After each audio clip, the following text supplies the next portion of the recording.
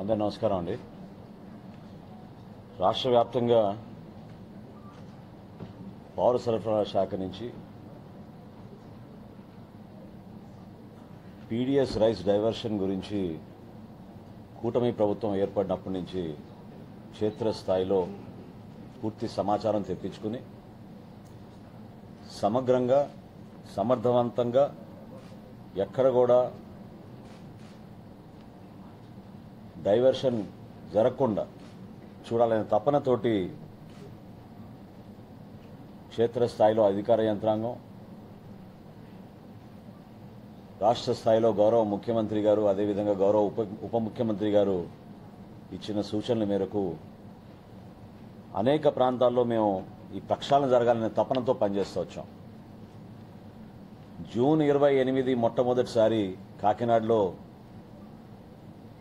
13 గోడౌన్లు పైన మేము దాడులు చేసినప్పుడు సుమారు 51 లక్షల మెట్రిక్ టన్నులు ఆ రోజు రైస్ సీజ్ చేయడం జరిగింది.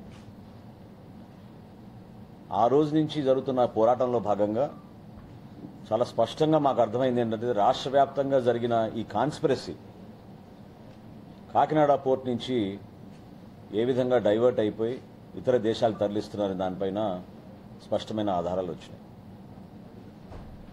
గౌరవ ఉప ముఖ్యమంత్రి గారు పవన్ కళ్యాణ్ గారు కూడా వారం రోజుల క్రితం కాకినాడ సందర్శించి దానికి 3 రోజుల ముందు స్టెల్లా అనే నౌకలో పీడీఎస్ రైస్ డైవర్ట్ అవుతోందనే సమాచారం అందించిన తర్వాత జిల్లా కలెక్టర్ గారిని, ఇతర అధికారులను అక్కడ పంపించి వివరాలన్నీ తెప్పించుకున్న తర్వాత ఆయన స్వయంగా వచ్చారు ఇన్స్పెక్ట్ చేయడానికి. అక్కడ ఉన్న పరిస్థితులు, వాస్తవాలు రాష్ట్ర ప్రజలందరూ కూడా చూశారు. ఒక ఉక్కుపాదంతో, జీరో టాలరెన్స్తో ఒక ప్రక్షాళన జరగాలనే ఆలోచనతోటి రాష్ట్ర ప్రభుత్వం చాలా సీరియస్గా ఉంది. దీనిపైన గత ప్రభుత్వం ఏర్పాటు చేసిన ఒక మాఫియాని, ఒక ఆర్గనైజ్డ్ నెట్వర్క్ని బదలుగొట్టాలని మొన్న కేబినెట్లో కూడా గౌరవ ముఖ్యమంత్రి గారి అధ్యక్షతన దానిపైన డిస్కస్ చేయడం జరిగింది. ఈరోజు గౌరవ ముఖ్యమంత్రి గారు రాష్ట్ర ప్రభుత్వం తరఫున కాకినాడలో జరిగిన సంఘటనలు, ఈ రాష్ట్రంలో జరుగుతున్న పీడీఎస్ కేసులపైన, పీడీఎస్ స్మగ్లింగ్ పైన మేము నమోదు చేసిన కేసులు, వీటిపైన సమగ్రంగా విచారణ జరగాలనే ఉద్దేశంతో సిబిసిఐడి ఎంక్వైరీని గౌరవ ముఖ్యమంత్రి గారు ఆదేశించారు. ఇది ఖచ్చితంగా మనందరం కూడా హర్షించాల్సిన విషయం. పారదర్శకంగా, నిజాయితీగా పరిపాలన ఒక మార్పు ఉంది అని చూపించడానికి కోసం మేము అహర్నిశలు చేస్తున్న కృషిలో భాగంగా ఇంకా సమాచారం బయటికి రావాల్సిన సందర్భం వచ్చింది. కాబట్టి తప్పకుండా ఈ సిబిసిఐడి ఎంక్వైరీ దోహదపడుతుందని మా పౌర సరఫరాల శాఖ నుంచి మేము మనస్ఫూర్తిగా ముఖ్యమంత్రి గారికి, గౌరవ ఉప ముఖ్యమంత్రి గారికి ధన్యవాదాలు తెలుపుకుంటున్నాం. ఖచ్చితంగా మా డిపార్ట్మెంట్ నుంచి మేము సహకరిస్తాం. మా దగ్గర ఉన్న సమాచారం ఇప్పుడు వరకు కూటమి ప్రభుత్వం ఏర్పడిన తర్వాత రాష్ట్ర వ్యాప్తంగా జరిగిన దాడుల్లో 1066 కేసులు నమోదు చేశాం. 1066 కేసుల్లో 62,000 మెట్రిక్ టన్నులు బియ్యం మేము సీజ్ చేయడం జరిగింది. దాని మార్కెట్ విలువ 240 కోట్ల రూపాయలు. అయినా వీళ్ళు చేస్తున్న అరాచకంలో అది చాలా చిన్న శాతం అని మేము భావిస్తున్నాం. ఒక కాకినాడ పోర్టు నుంచే గత 3 సంవత్సరాల్లో 1,31,00,000 మెట్రిక్ టన్నుల బియ్యం ఎగుమతి జరిగిందంటే మీ అందరికీ తెలిసిన విషయం. అక్కడ ప్రధానంగా కేంద్రీకృతమై అదొక స్మగ్లింగ్ డన్గా ఏర్పాటు చేసుకుని రాష్ట్రానికి, ప్రజలకి నష్టం కలిగించే విధంగా వాళ్ళు పరిపాలించిన విధానం మీ అందరికీ కూడా ఈ పాటికే మీకు తెలిసింది. కాబట్టి ఈరోజు గౌరవ ముఖ్యమంత్రి గారు తీసుకునే నిర్ణయాన్ని మనస్ఫూర్తిగా మేము హర్షం వ్యక్తపరుస్తూ ఈ విధమైన స్ఫూర్తి నింపినందుకు మాకు గౌరవ ఉప ముఖ్యమంత్రి గారు పవన్ కళ్యాణ్ గారికి ప్రత్యేకంగా ధన్యవాదాలు తెలుపుకుంటున్నాం. రాబోయే రోజుల్లో ఈ పూర్తి సమాచారం అందరికీ అందించే విధంగా మా తరఫు నుంచి మేము సహకారం అందించే విధంగా క్షేత్రస్థాయిలో ఎవరికైతే ఇంకా సమాచారం ఉందో దయచేసి మీరందరూ కూడా ఈ ఇన్వెస్టిగేషన్లో సహకరించండి, విలువైన సమాచారం అందించండి. అదేవిధంగా రాష్ట్ర వ్యాప్తంగా రైస్ మిల్లర్స్ని కూడా మేము రిక్వెస్ట్ చేస్తున్నాం. ఈ సందర్భంగా ధాన్యం కొనుగోలు విషయంలో కానివ్వండి, పీడీఎస్ రైస్ స్మగ్లింగ్ విషయంలో కానివ్వండి, మీరు ప్రభుత్వంతో పాటు కలిసి పనిచేయాల్సిందే. మీరు ప్రభుత్వం ఇచ్చిన ఆదేశాలని అమలు చేసే విధంగా నిజాయితీగా పారదర్శకంగా మీరు చేసుకున్న వ్యాపారాన్ని మేము ఎక్కడ కూడా మిమ్మల్ని ఇబ్బంది పెట్టకుండా ప్రభుత్వ కార్యక్రమాల్లో మీరు భాగస్వాములు అయ్యే విధంగా మీరు నిలబడాలి. అంతేగాని ప్రభుత్వ వ్యతిరేకంగా చేసే కార్యక్రమాల్లో మాత్రం మీరు పాల్గొంటే చాలా ఖచ్చితంగా వాళ్ళపైన యాక్షన్ తీసుకుంటాం. ఈ సందర్భంగా ఈరోజు విశాఖపట్నంలో ఒక రీజనల్ కాన్ఫరెన్స్ ఏర్పాటు చేశాం. ఉత్తరాంధ్రలో మేము ధాన్యం కొనుగోలు చేసే సందర్భంలో ఇక్కడ ఉన్న అధికార యంత్రాంగాన్ని సెన్సిటైజ్ చేయడానికి ఈరోజు ఈ కాన్ఫరెన్స్ ఏర్పాటు చేశాం. ఈ రోజు వరకు రాష్ట్రంలో ఈ ఖరీఫ్ సీజన్లో 10,59,000 మెట్రిక్ టన్నులు మేము ధాన్యం కొనుగోలు చేశాం. ఇదొక రికార్డు. అందులో ప్రత్యేకంగా గత 10 రోజుల్లోనే 6,63,000 మెట్రిక్ టన్నులు మా సివిల్ సప్లైస్ కార్పొరేషన్ ధాన్యం కొనుగోలు చేసింది. ఎవరైతే అనవసరంగా రోజు ప్రెస్ మీట్లు పెట్టి రకరకాలుగా మాట్లాడుతున్నారో మీరు వచ్చి క్షేత్రస్థాయిలో మీరు పర్యటించండి, తెలుసుకోండి వాస్తవాలేంటో. ఉత్తరాంధ్రలో గత ప్రభుత్వం ఇదే రోజుకి కేవలం 2,092 మెట్రిక్ టన్నులు ధాన్యం కొనుగోలు చేశారు. గత ప్రభుత్వం రైతుకి మేము అద్భుతంగా పరిపాలన చేశామని చెప్తున్న జగన్మోహన్ రెడ్డి గారు తెలుసుకోవాలి ఈ వివరాలు. 2,092 మెట్రిక్ టన్నులు కేవలం వాళ్ళు ధాన్యం కొనుగోలు చేశారు. అదే కూటమి ప్రభుత్వం గౌరవ ముఖ్యమంత్రిగా చంద్రబాబు నాయుడు గారి ఆదేశాలతోటి క్షేత్రస్థాయిలో అద్భుతంగా మేము ఈ కార్యక్రమాన్ని ముందు తీసుకెళ్లి 1,61,489 మెట్రిక్ టన్నులు ఒక్క ఉత్తరాంధ్రలోనే మేము కొనుగోలు చేశాం. శ్రీకాకుళం జిల్లాలో గత సంవత్సరం 763 మెట్రిక్ టన్నులు వాళ్ళు కొనుగోలు చేస్తే 74,280 మెట్రిక్ టన్నులు ఈ రోజుకి మేము కొనుగోలు చేశాం. ఎంత వ్యత్యాసం ఉందో చూడండి. విజయనగరం జిల్లాలో 210 మెట్రిక్ టన్నులు వాళ్ళు కొనుగోలు చేస్తే 54,663 మెట్రిక్ టన్నులు మా కూటమి ప్రభుత్వం కొనుగోలు చేసింది. 24 గంటల లోపే 2,280 కోట్ల రూపాయలు రైతుల ఖాతాలోకి మేము జమ చేశాం. చాలా సమర్థవంతంగా రైతుల్ని ఎక్కడ కూడా ఇబ్బంది పెట్టకుండా టెక్నాలజీని ఉపయోగించి ఒక భరోసా ఇస్తూ ప్రతి కార్యక్రమం రైతుకు మేము అండగా నిలబడాలనే ఆలోచనతోటి ఒక చక్కటి కార్యక్రమం ప్రజలకు తీసుకెళ్తున్నాం. ఇప్పుడే గౌరవ ముఖ్యమంత్రి గారు రాష్ట్ర వ్యాప్తంగా ఉన్న కలెక్టర్లతోటి అధికారులతోటి టెలికాన్ఫరెన్స్ ఇప్పుడే ముగిసింది. చాలా స్పష్టంగా చెప్పారు, ధాన్యం కొనుగోలు విషయంలో ఎక్కడ కూడా ఉదాసీనత చూపించకూడదు. క్షేత్రస్థాయిలో ప్రత్యేకంగా రైతు సహాయ కేంద్రాల్లో పనిచేస్తున్న సిబ్బంది, వ్యవసాయ శాఖ సిబ్బంది, పౌర సరఫరా శాఖ సిబ్బంది, అదేవిధంగా రెవెన్యూ సిబ్బంది కలిసికట్టుగా సమాయుత్తమై రైతుకు మాత్రం ఎక్కడ ఇబ్బంది కలగకుండా చిన్న చిన్న అంశాలపైన మిల్లర్లు కానివ్వండి, తేమ శాతంలో తేడా ఉందనే విషయం కానివ్వండి, గన్ని బ్యాగ్స్ గోతాల విషయంలో కానివ్వండి, ట్రాన్స్పోర్టేషన్ విషయంలో కానివ్వండి, ఎక్కడ కూడా పొరపాటు జరగకుండా పూర్తి స్థాయిలో రైతు ఎట్టి పరిస్థితుల్లో కూడా సంతోషకరంగా కష్టపడిన ధాన్యాన్ని ప్రభుత్వానికి అమ్మగలిగే పరిస్థితి తీసుకురావాలని చాలా స్పష్టంగా ప్రభుత్వం నుంచి ఆదేశాలు జారీ చేయడం జరిగింది. అందులో భాగంగా ఈ 5 రోజులు ఉత్తరాంధ్రలోనే మేము పర్యటించి ప్రతి జిల్లాలో కూడా ఈ కార్యక్రమం ఏ విధంగా జరుగుతోంది, ధాన్యం కొనుగోలు విషయంలో మన రైతన్నకి ఒక అండగా నిలబడే విధంగా ఈ కూటమి ప్రభుత్వం నిలబడుతుందని మీ సందర్భంగా తెలుపుకుంటున్నాం.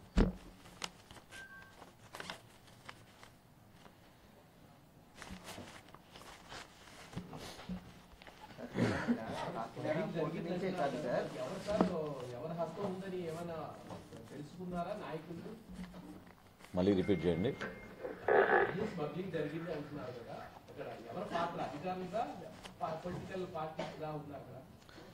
ఈ విషయాలన్నీ ఇన్వెస్టిగేషన్లో బయటకు వస్తాయి కదండి. ఇప్పుడు ఈ సీరియస్ అంశం గుర్తించి గౌరవ ముఖ్యమంత్రి గారు ఈరోజు సిబిసిఐడి ఎంక్వైరీ ఆర్డర్ చేశారు కాబట్టి ఖచ్చితంగా చాలా పారదర్శకంగా ఒక ప్రజలు ఏ విధంగా ఆందోళన చెందుతున్నారో, ఏ విధంగా అక్రమంగా బియ్యాన్ని వీళ్ళు తరలిస్తున్నారో వీటిపైన సమగ్రంగా విచారణ జరుగుతుంది. తప్పకుండా ఒక ప్రక్షాళన దిశగా నడుస్తున్నాం కాబట్టి నిజాయితీగా ఈ కార్యక్రమం ముందుకు సాగాలని ప్రజలందరూ కూడా సహకరించాలని మీడియా మిత్రులు కూడా చాలా సహకరించారు. ఇంకా సహకరించాల్సిన అవసరం ఖచ్చితంగా ఉంది. గంగవరం పోటీ నుంచి కూడా ధాన్యం గంగవరం పోటీ నుంచి కూడా అక్రమ రవాణా జరుగుతుంది అనేది ఒక సమాచారం ఉంది సార్. గతంలో కూడా వచ్చాయి, కానీ కాకినాడ పోర్టునే మీరు ఫోకస్ చేస్తున్నారు. గంగవరం పోర్టు కూడా అదానికి సంబంధించి అంటే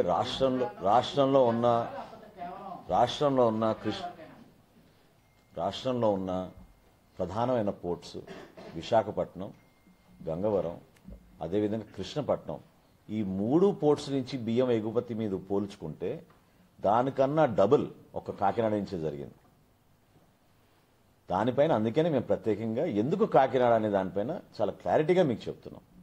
ఖచ్చితంగా విశాఖపట్నం నుంచి కూడా రైస్ ఎగుమతులు జరుగుతున్నాయి. దానిపైన కూడా మా అధికార యంత్రాంగానికి ఉదయమే మేము అలర్ట్ చేశాం. ఇదే కాదు, చట్టంలో మార్పులు తీసుకొచ్చాం. పీడీ యాక్ట్ తీసుకొచ్చాం. ఈ రోజున రైస్ స్మగ్లింగ్, రైస్ స్మగ్లర్ ఎవరైతే పీడీఎస్ రైస్ని ఉపయోగించి ఎక్స్పోర్ట్ల కోసం వాడుతున్నారో వాళ్ళపైన పీడీ యాక్ట్ కూడా మేము ఇంప్లిమెంట్ చేయబోతున్నాం. సో తప్పకుండా ఇవన్నీ బయటకు వస్తాయి. ఒక్క పోర్టు మీదనే కాదు, ఇక ఒక వ్యక్తి గురించి కానే కాదండి. ఇది ఖచ్చితంగా ఒక ప్రక్షాళన జరగాలి. ఇన్ని వేల కోట్ల రూపాయలు ఖర్చు పెట్టి ప్రభుత్వ నిధులు మనం ఉపయోగిస్తున్నప్పుడు సమగ్రంగా జరిగే ఈ కార్యక్రమాన్ని ప్రజలకు చేరే విధంగా, ఇందులో మేలు జరిగే విధంగా ఒక ప్రయత్నం చేస్తున్నాం.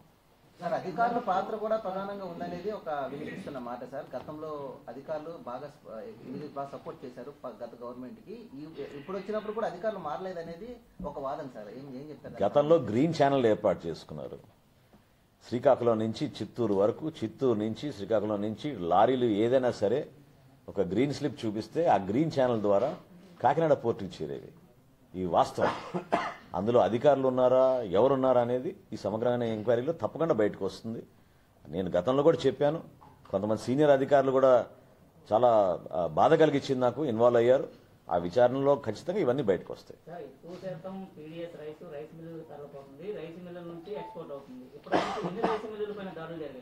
ఇందా మీకు చెప్పే కదా వివరాలు. 1066 కేసులు ఇప్పటివరకు మేము రిజిస్టర్ చేశాం. రాష్ట్ర వ్యాప్తంగా 1066 కేసెస్ మేము ఇప్పుడు రిజిస్టర్ చేశాం. కాబట్టి మీకు కనపడేది కొంతవరకు కనపడుతుంది, కానీ మేము రాష్ట్ర వ్యాప్తంగా అన్ని చోట్ల అనేక రైస్ మిల్లుల పైన, ఫేర్ ప్రైస్ షాపుల మీద, ఎండియూ వ్యాన్ల పైన, లారీల పైన ఎక్కడికక్కడ సమగ్రంగా మేము చెక్ చేస్తూనే ఉన్నాం. సార్, స్వయంగా మీరే రంగంలోకి దిగి చెక్ చేయాల్సిన పరిస్థితి ఎందుకు వస్తుందంటారు? మీరు ఆదేశాలు ఇచ్చినా ఎందుకు అక్కడ ఇన్ఫర్మేషన్ ఉన్న అధికారులు వెళ్ళలేకపోతున్నారు? నాది కూడా బాధ్యత. ఖచ్చితంగా నేను లీడ్ చేయాలి. అందరూ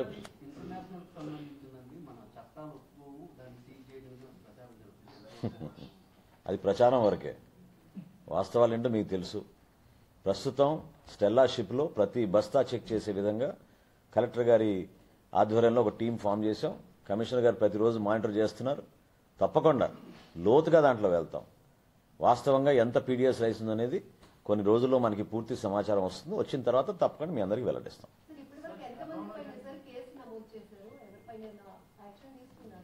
ఏమండి, కాకినాడలో ఫస్ట్ జరిగిన ఈ దాడుల్లో భాగంగా ఆ రోజు 13 కేసులు బుక్ చేశామండి. 14 ఎఫ్ఐఆర్లు రిజిస్టర్ అయినాయి.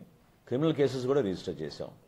దాన్ని బేస్ చేసుకుని ఇప్పుడు రాబోయే రోజుల్లో మనకు వచ్చే సమాచారం అదనంగా తీసుకుని తప్పకుండా ఈ సమాచారం ఇప్పుడు సిబిసిఐడి ఎంక్వైరీ గౌరవ ముఖ్యమంత్రి గారు ఆర్డర్ చేశారు కాబట్టి ఈ మొత్తం వాళ్ళకి హ్యాండ్ ఓవర్ చేస్తాం. సార్, పోర్టులో ఈ చెక్ పోస్టులు లేకపోవడం అనేది ప్రధానంగా తరలిపోవడానికి కారణం అని చెప్తున్నారు సార్. మీరు వచ్చి 6 నెలలు అయింది, ఎందుకు దాని మీద దృష్టి పెట్టలేదు? కాకినాడ పోర్టులో మాకు స్పెసిఫిక్ ఇన్ఫర్మేషన్ ఉండింది కాబట్టి అక్కడ 3 చెక్ పోస్టులు ఏర్పాటు చేశాం. అక్కడ చెకింగ్ జరుగుతోంది. మిగతా పోర్టుల్లో వచ్చింది, నాకు ఇన్ఫర్మేషన్ వచ్చింది. అదే ఈరోజు మార్నింగ్ మా ఆఫీసర్స్తో షేర్ చేసుకున్నాం, జాయింట్ కలెక్టర్స్తో షేర్ చేసుకున్నాం. అనేక ప్రాంతాల్లో జరుగుతోంది ఇది. దానిపైన కూడా తప్పకుండా మేము వీ విల్ టేక్ యాక్షన్. అందులో ఏమాత్రం కూడా డౌట్ లేదు. ఇప్పుడు వరకు వచ్చిన సమాచారం మీరు అడిగిన దానికి నేను చెప్తున్నాను. 729 మందిని మేము అరెస్ట్ చేశాం. రాష్ట్ర వ్యాప్తంగా కూటమి ప్రభుత్వం వచ్చిన తర్వాత 729 మందిని మేము అరెస్ట్ చేశాం. 102 వెహికల్స్ని మేము సీజ్ చేశాం.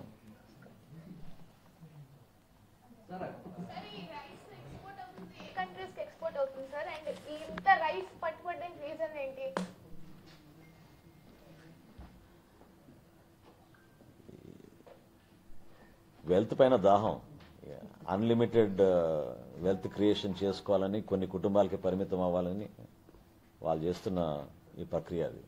సో కొన్ని దేశాలకి ఎగుమతి అవుతుంది అనేది, ప్రత్యేకంగా కాకినాడ నుంచి మాత్రం ఎక్కువగా ఆఫ్రికా దేశాలకి ఎగుమతి అవుతుంది. సో ఎక్కువగా ఆఫ్రికా నేషన్స్కి ఎగుమతి అవుతుంది. రీసెంట్గా ఇండోనేషియా, థాయిలాండ్ ఇక్కడ కూడా చేస్తున్నారు, కానీ అది ఓన్లీ అడ్రస్ పరంగానే అనుకుంటున్నాం. ఇంకా లోతుగా వస్తాయి ఇన్ఫర్మేషన్ అంతా.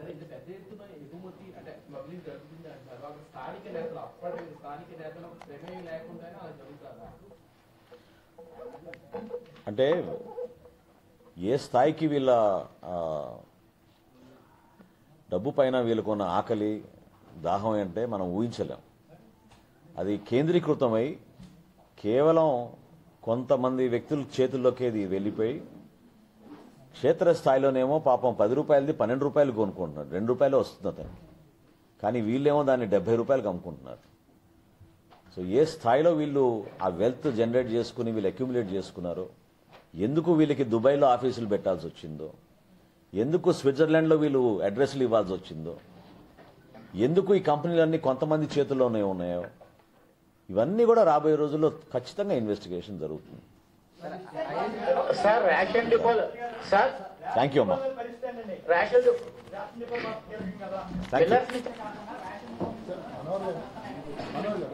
గతంలో కొన్ని మీరేమో రైట్ చేశారు, అవునే గతంలో కొన్ని, కానీ ఈరోజు పవన్ కళ్యాణ్ గారు స్పెసిఫిక్గా మన మ్యాటర్ సీరియస్ ఖచ్చితంగా సీరియస్ మ్యాటర్ కాబట్టి serious matter transportation, gandhi bags, all these things have been discussed in detail. I trust you to follow the instructions of FD.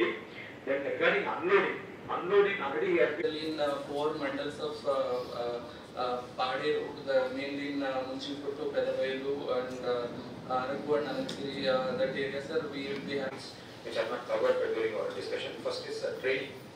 See, we are thinking that all our staffs are positioned in non-carrying centers and they are doing good job. But when ఎప్పుడెప్పుడు ఇది Miller vehicles వస్తున్నాయో అప్పుడు we are getting the gunnies sir. So there is no issue with respect to gunny positioning also sir. And so we are training because we are also going to conduct training on all these legal aspects.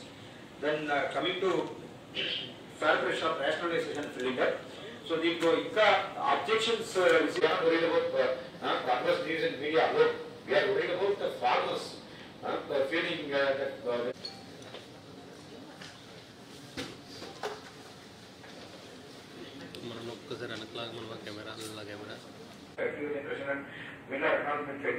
it should be done in continuous review with the millers and do this follow the same procedure, sir, to cater to the vehicle requirements, sir. And on the people I cover all the points.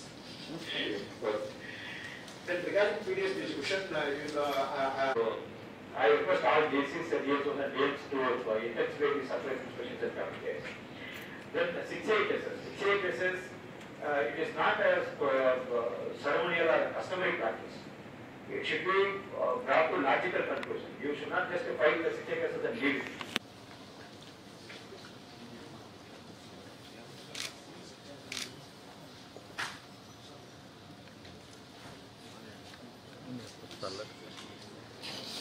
Availability of vehicles from the Rabi field to the RSK, sir. So this time we are using the MDO vehicles, because since the quite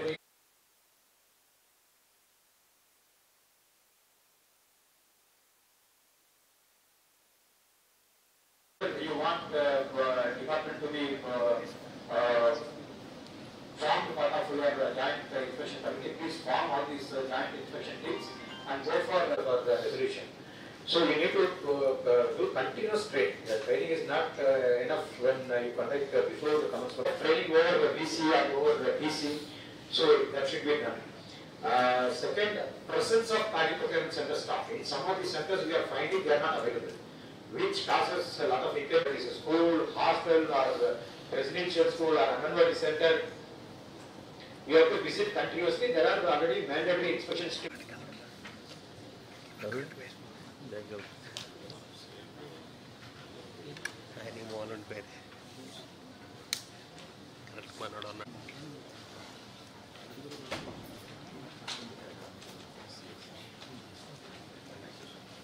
Their role is 477 metric tons, sir. So we will be already we have trained, sir. 22 procurement centers have been in place, sir. The task, that is enforcement. Enforcement means what? You have to do continuous inspection of all the rice mills, all the procurement centers, all godowns, all custodian officer. That miller acknowledgement and FTO generation.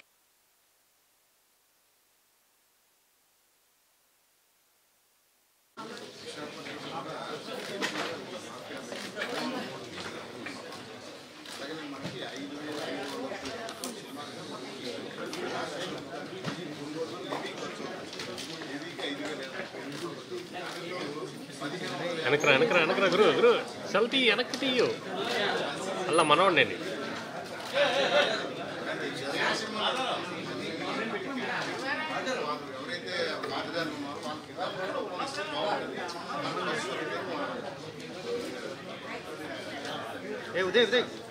Uday వెనకెళ్ళి Uday